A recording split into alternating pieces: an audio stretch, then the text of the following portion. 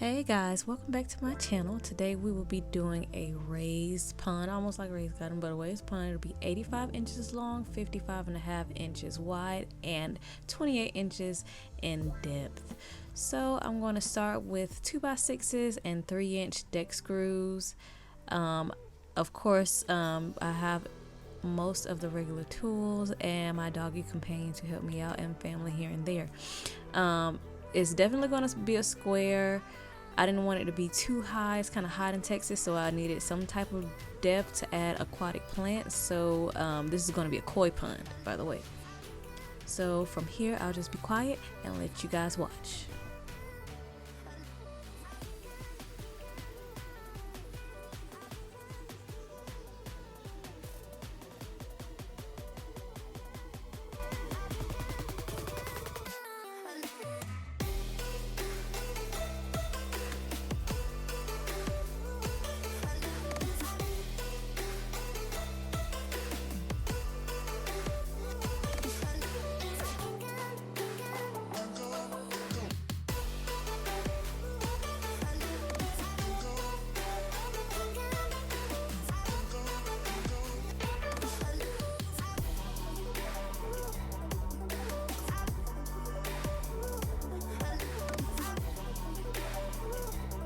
Right here, I decided to use the posts that were already on the fence and the deck itself. So I screwed the frame into the deck and also into the fence posts with extra supports. I did this all the way around, and I made sure it was level all the way around. So the ground was unlevel. I'll show you guys how I combated that later, or conquered that later in the video.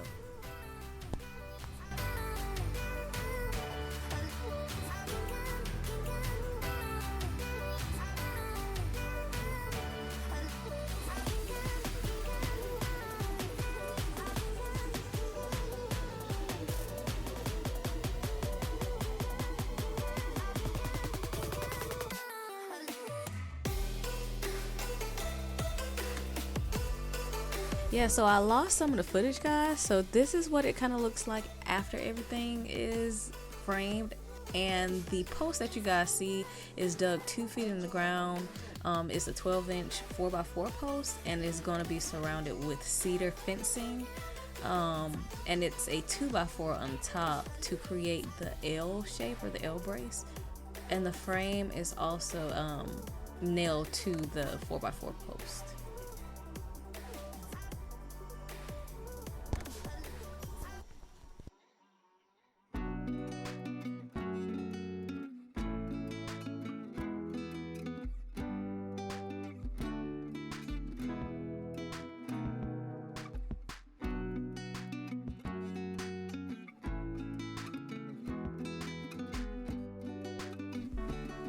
So you see the cedar posts are on both sides. Thus far, the middle is left open, and you will see why later. We have to cover some cords and make sure it is all beautiful for not only our visual, but so little animals and little guests won't get to the cord to puncture it.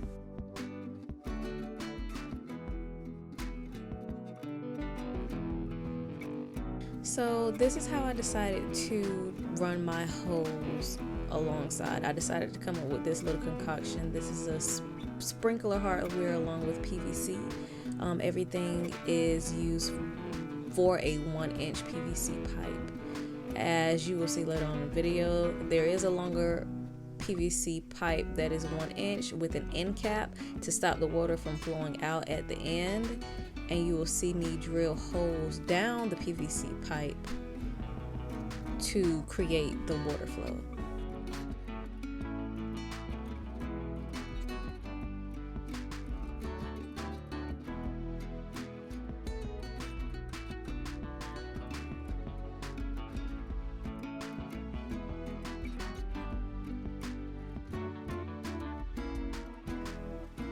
So I drilled little holes all the way down If you're wondering what I'm doing with the screw, you guys, it wasn't as easy as it looks. You have to create a small hole first and then go in with your drill bit, depending on the size you want the hole. And from there, you can see these, they're usually used for conduit pipe, but I screwed them in to hold the clamps from my DIY filter box.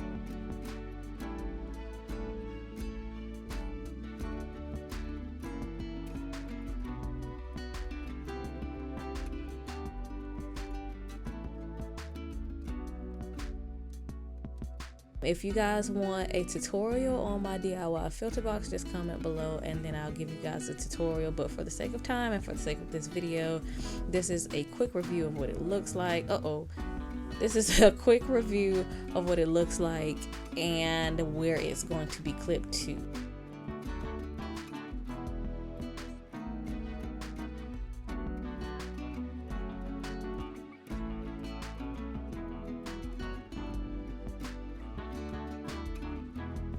And voila.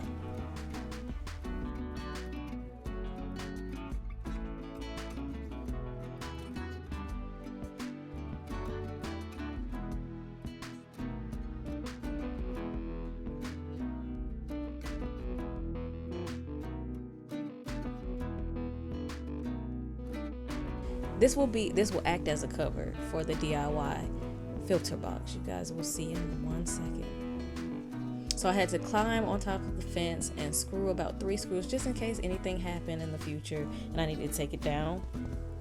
I just screwed 3 screws in the top just to hold it, but the back is completely exposed when I need to change out the polyfill, any filter, and do any maintenance on the filter basically.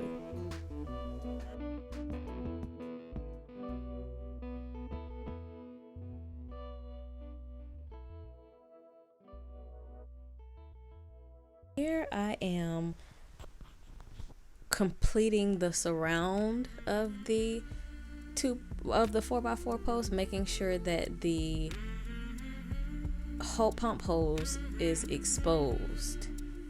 I needed to go over the pond liner into the pond, so that's why I put it on and took it off and put it on and took it off. I should have measured it, but I did it the hard way. Go figure.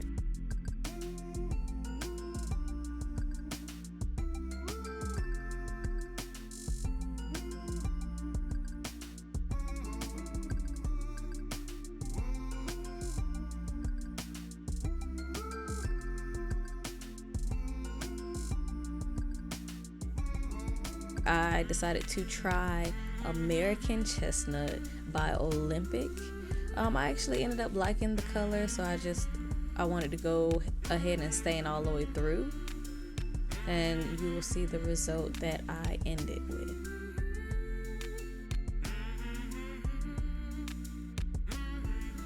Oh, and off camera I did stain the outside of the box. I lost footage a couple times in this process.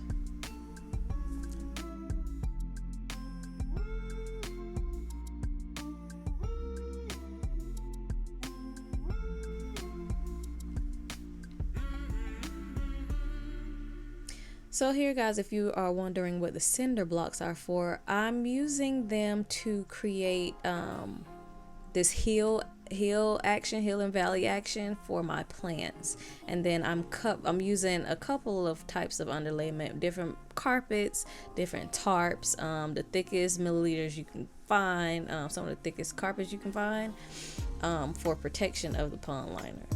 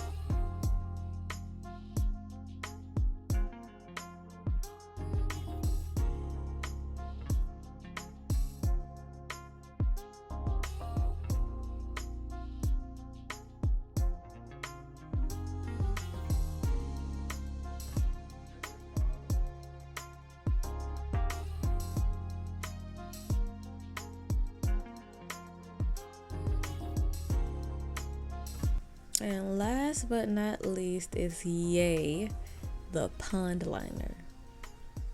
I got my pond liner from off of Amazon. It's a 10 by 13. It was better for me to have too much than not enough.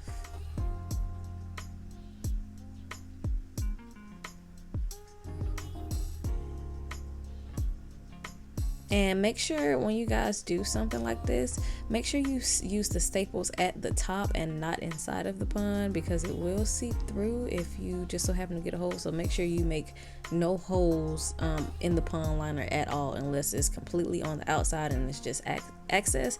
But even with my excess, I just folded it under and stapled it down to the top. And this little boy I made off camera, he is just a planter box that is going to take aquatic plants that can constantly be wet, and inside of there it does allow for drainage. Just little holes that was screwed in the inside of there, but to kind of protect some of the integrity of the cedar box, I put the liner inside of it.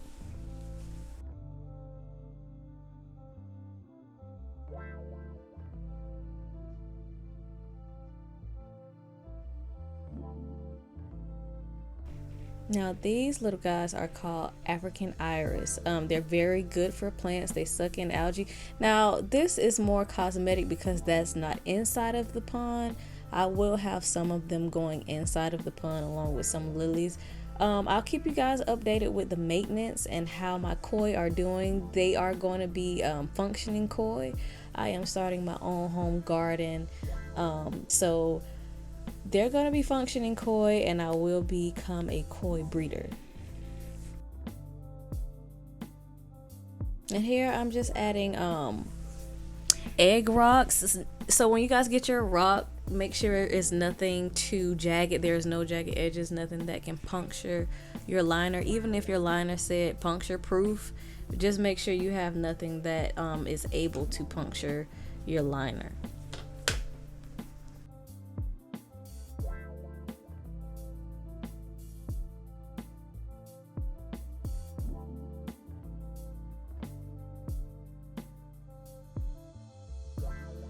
And then those guys on the side, I decided to get, they're called Island Paradise plants. Just for cosmetic. There's no rhyme or reason to these. I just thought they were beautiful. And that was my sister in the camera. But all we're doing is filling the pond now. It's a almost 600 gallon pond.